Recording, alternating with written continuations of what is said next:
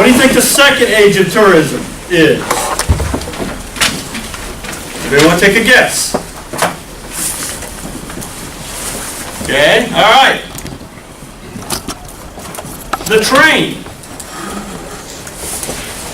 or what we call the railroad age or railway age. And the first railroads in the United States started in 1830.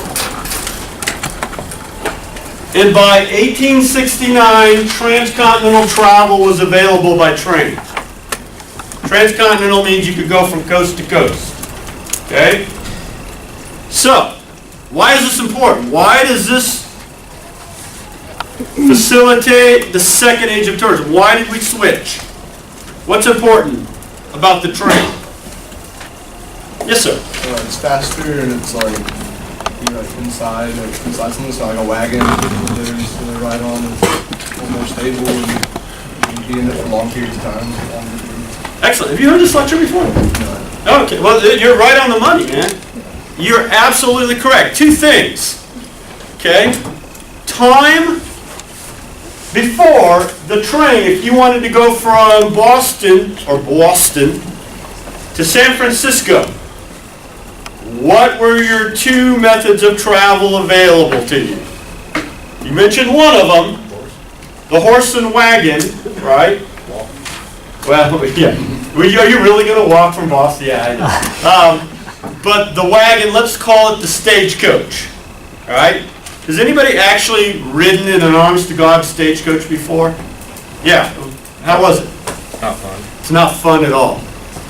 Think of the worst bumpy road you've ever gone down in a car and multiply it by like 100, right? It is very uncomfortable. On top of that, how long do you think it would take to travel from Boston to San Francisco in a stagecoach? Weeks. Weeks of just sitting in a box that bounces up and down and around, behind a bunch of horses that do a lot of things on the run. Not comfortable. In fact, I'm sure that somewhere, at some time, someone actually got shaken to death in a stagecoach. That's how bad it is. And it takes a long time. So that's one option. What's your second option? Boats. Boats. You said boats. Ships, right? So, now, how do you get from Boston to San Francisco? Is there a river that goes right across the United States? No. What's your route? Around what country? Around U.S.? Around South America. Yes! You have to go all the way down around South America and up again. You cut through Panama? No, I didn't have the Panama Canal back then. Yeah. You got to go all the way down around South America. Again, how long are we talking about? A couple days? Months. And is it safe? What's that called? Where's my geography people? What's the bottom called? One's Cape of Good Hope and the other is Cape of Good Hope, and I think that's Africa, right? It's the Horn, right? They call it the Horn, rounding the Horn. Anybody see the movie Master and Commander? Really? It's a great movie. Who's seen Master and Commander? Okay. When remember the storm they're going through and they got to cut the guy? Yeah. That's the going around the Horn. It's extremely treacherous. Okay? So what we have is basically before the train, you wouldn't send your worst enemy on a trip across the country because it was very uncomfortable for a long time and it was downright dangerous. Does the train change that? Absolutely. They figure you could get across the United States in about 10 days if everything went okay on a train. It beats weeks and months. And you're exactly right. It's pretty comfortable. I mean, train technology hasn't changed since the beginning. If anybody's taken the Amtrak or whatever, it's not the best of conditions, but at least, it's pretty smooth. And you can sleep and you can relax. You can read whatever you want on a train. Okay? So now, in fact, you know, it's a bad movie, it's a terrible movie, but anybody see the movie Wild Wild West with Will Smith? It's a really bad movie. You do? You like bad movies? But, you know, they're in the train, right? And they've got a couch and a pool table and, you know, Tiffany lamps. And trains used to be like that. They used to be called Pullman cars, right? And if you were rich, and most people that traveled back then were very rich, it was like almost sitting at home. It was very comfortable. Okay? So do you understand why the train changed the way people travel? Now notice, I said most of those people were rich. Okay? We'll talk a little bit about that later on. So that's the second age of tourism. Third age of tourism came along pretty close afterwards, which would be what? Who said the car? You're absolutely correct. Okay? The automobile.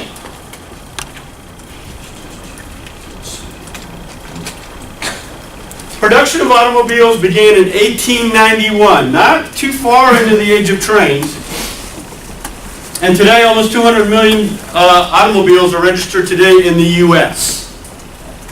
Now, why does that change? Why does it get its own age, the automobile? What changes? Yes. It allows you to move more individually, like on your own terms, rather than having to wait for a scheduled train or anything like that. You guys are on fire today. You haven't seen this lecture before, right? You guys are really smart. Absolutely correct. If you travel by train, whose timetable are you on? The trains. If you travel in your own automobile, whose timetable are you on? Yours, absolutely. You're free to leave and come and go as you want. As well as if you're on a train, where does it go? One place, on the tracks, right? You can't say hang a left here at the corner, take the train over to, you know, Orangeburg or whatever, right? You're on the tracks. When a car, what's the deal with the car? As long as the road goes there, you can go there. And even some places where there is no road, right? So, you know, there's an old saying, it's fun to be free. That when they were selling automobiles, they were saying, hey, it's fun to be free. On your own time, where do you want to go? Pretty cool, huh? All right, fourth age of tourism.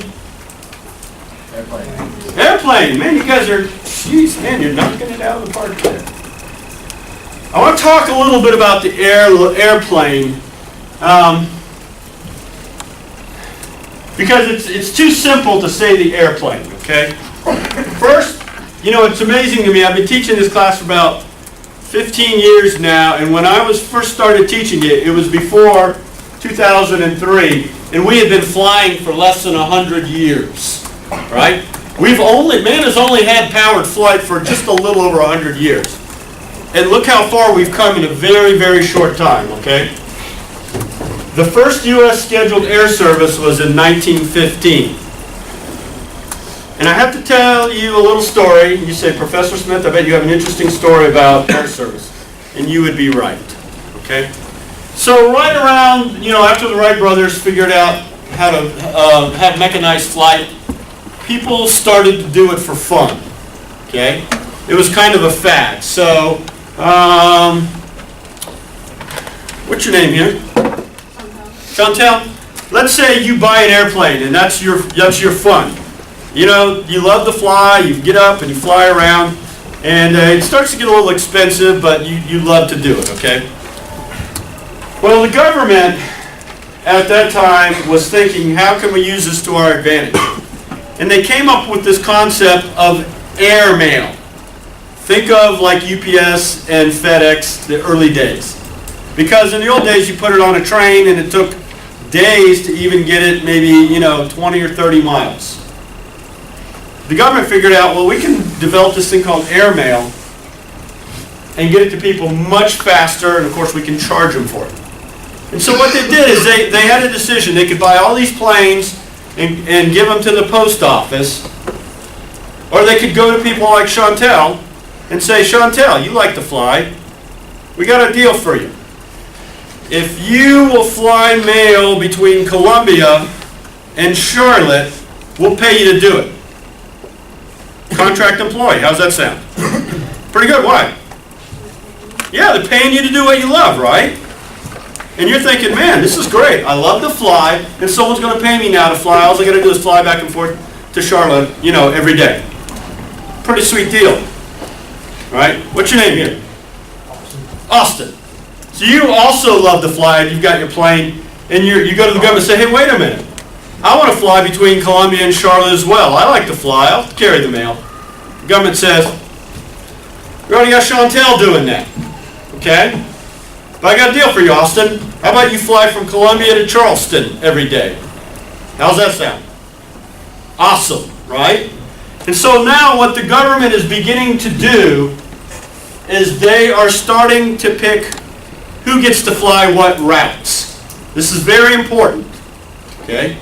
The government is saying you can fly here, and you can fly there, and you can fly to this place, and you can fly. Now you can fly any time you want, but if we're going to pay you, you're going to fly the route we tell you to fly, right? So, fast forward to about 1914, and I'm a businessman, and I've got to get to Charlotte right away. The quickest way, I know Chantel flies the mail there every day, so I go to Chantel and say, Chantel, I know you're flying to Charlotte today to deliver the mail. You've got an extra seat. I'll pay you to take me. What do you think? Sure, works for you, right? Extra money, I'm flying there anyways, no big deal. The government, though, said, hold on a minute here. You're a contract employee. We're not so okay with you flying people with the mail. Could be all kinds of problems. If you crash and kill me, then they may sue the government. There's just some issues we're not okay with. And so you fight the government and you say, look, I'm just a contract employee. I'm free to do whatever I want as long as I get the mail back and forth. You really can't say what's going on. So we kind of hash it out, and the government says, okay, here's what we're going to do. We're going to allow you to fly passengers, but we're going to inspect your airplane to make sure that that it's in good shape and that you don't crash and kill people. Right? Is that a fair compromise? That's a fair compromise, right?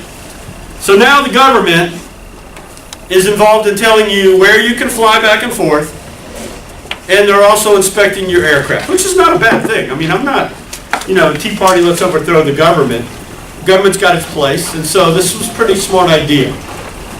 Well, now, all of a sudden, what's Austin and Chantel have figured out, I can make way more money with a bigger plane carrying people. I mean, it's way more lucrative than carrying the mail for the government, which is probably, a couple dollars. We're carrying passengers, man, I can make a lot of money. And so these airmail companies started to develop, right? Companies like United and American, Delta, Eastern, Northwestern, you ever hear of these guys? Well, that's how they started out. And so now this is the birth of the airline industry. But the government's got its fingers in it. They're telling people where they can fly and making sure the planes are safe, okay?